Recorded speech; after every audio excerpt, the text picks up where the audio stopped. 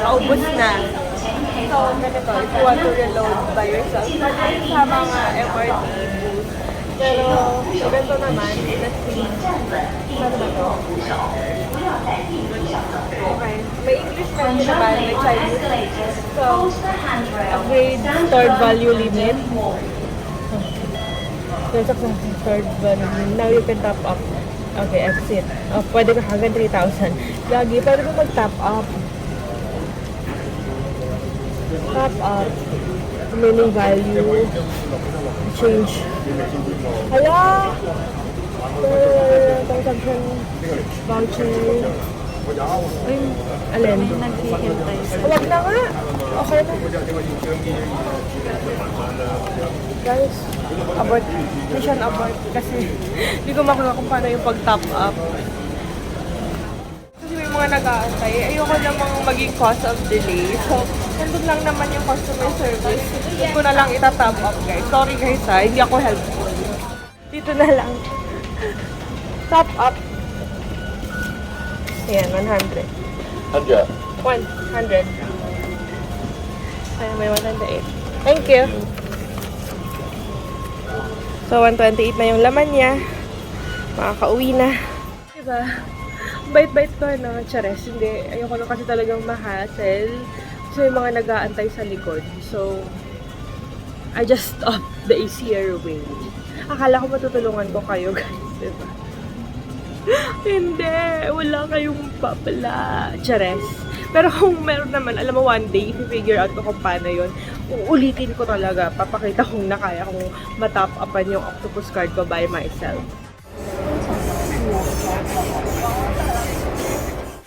Robot vacuum cleaner sila, girl, dito.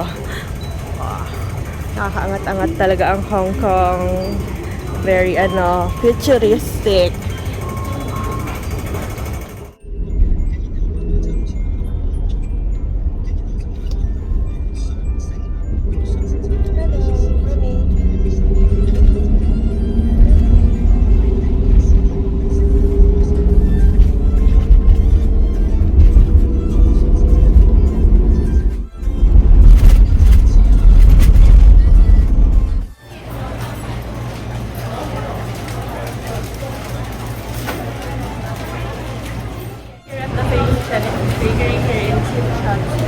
And kung gusto nyo magpasabay, message nyo lang ako. Then I'll send you photos kung ano yung mga cookies na binibenta nila. Trust me guys, ang sarap. Fresh na fresh. Siyempre guys, message nyo lang ako if you want to order. Andito lang naman ako around the area on the coming days. So, ayun. Sige, message nyo lang ako. So, dito ka lalabas sa D1. You wanna go to Mid-Level Central Escalator from Central. Okay. Hanap lang ako ng makakainan. Yes, tama yung na-exita namin kanina. Kasi tumakbo lang ako. I'm just looking for the nearest McDonald's dito sa Central. Kasi I have a meeting sa work and all. Pero, yun.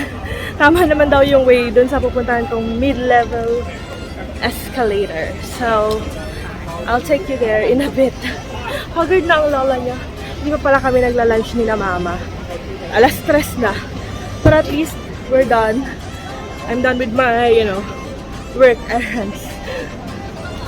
Pumunta ng Mid-Level Escalator. Nakain muna kami. May nakita kong Cafe de Coral. I think it's the safest and mura for now here sa area na on the way. Ito siya. Ayan. Dito sa Central Station. Meron dito sa Teacher Shachi. Saka marami to around Hong Kong kalat. Oh, Sasa.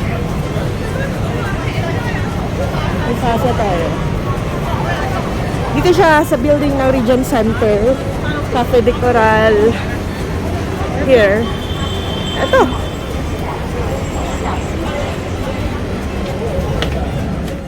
So, ito.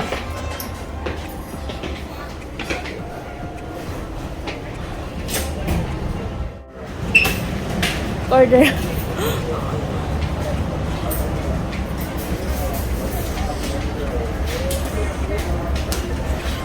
Ano yung menu nila?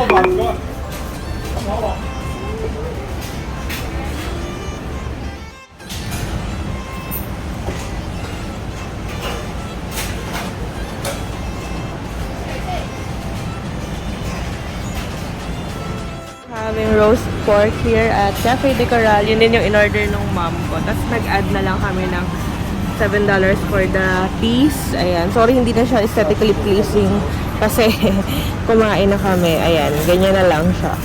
Ito yung Central Station branch. Sharing na lang tonight kasi baka hindi namin maubos. Tapos may mga ibang food pa naman kaming gustong i-try later. Ano naman silang what's this? Spoon and fork. Tapos may chopsticks option din naman sila. Ayan. Share na lang. Kuha-kuha. Kasi baka hindi din maubos. Roast pork no.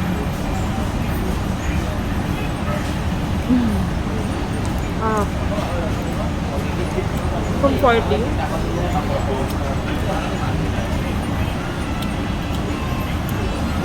The pork is kind of sweet. Pero perfect naman kasi ang init ng rice.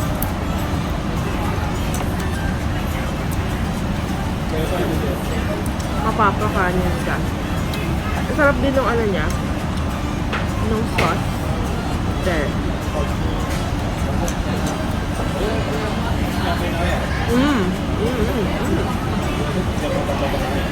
Well recommended. Plus $3 lang. Ay! Well, $33 lang ata to. Lagay ko na lang dito. Just to be sure. Then, plus 7 for the tea. Later ko na lang tikman yung tea. Hot tea pala. Dapat pala clarify ko na cold tea. Pero okay lang. At least mga tunawan. Okay. Ayun muna ako kami guys ha. Follow the sign.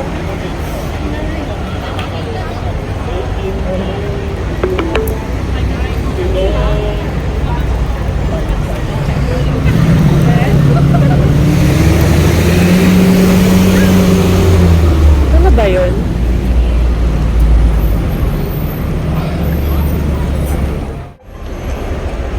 So ito na, mid-level.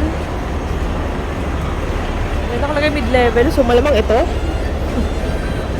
This is it. Sabi ni Kuya, going there, mid-levels. Okay.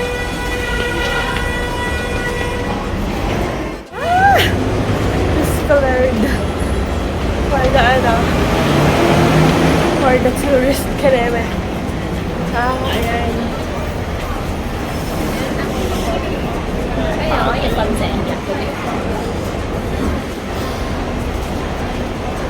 Ito na. Finally got it. This is the mid-level escalator here in Hong Kong. It is said that it is one of the longest open outdoor escalator here in Asia. So let's see kung hanggang saan yung makakaya natin. So come on guys.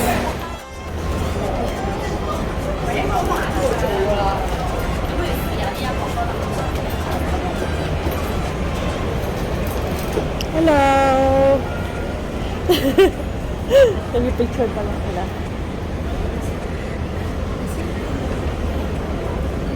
Okay. So you can walk here in the left. And if you wanna just stand still, mag-right kayo. Then going down is stairs.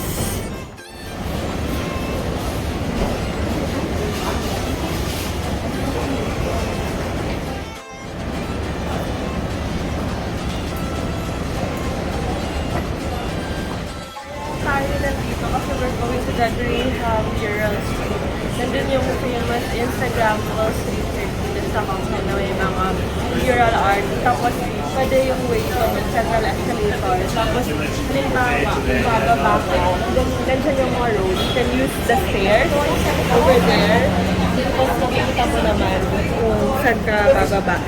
Ako naman, GPS ko na lang siya. May 2 minutes pa ako going there. So, ang hirap naman ng busy-busy. So, hopefully makarating tayo doon ng maayos. Kasi kahit matao, lalaban ko itong vlog na to. So, akyat ulit tayo.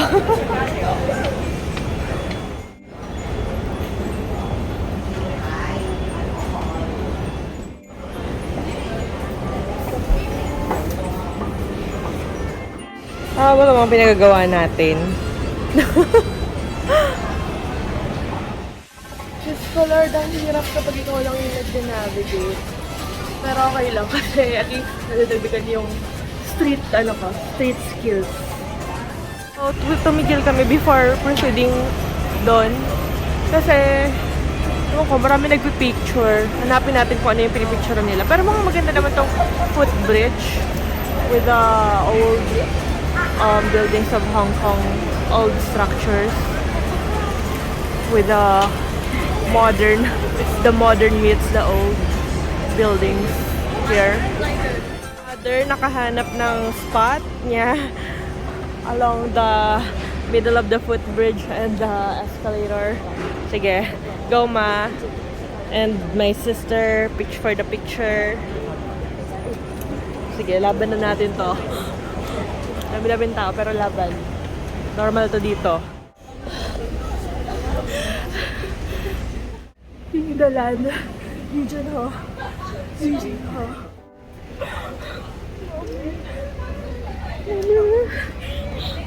Mommy!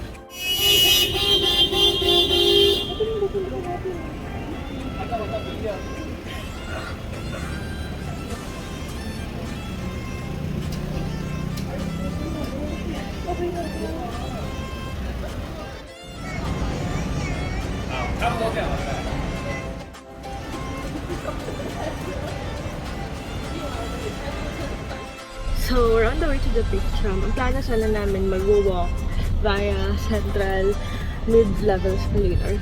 But, napagod kami kay Junho. Pero okay lang naman. Kasi super worth it. Super unexpected na makita ko siya dito sa Hong Kong. And also, we just rode a taxi. And the flat rate, the starting rate is like 27 HKD. Oh my god, I'll update you kung magkano yung rate from mid-level escalator to the peak tram entrance later. Oh my god. Kailangan kong kumalma.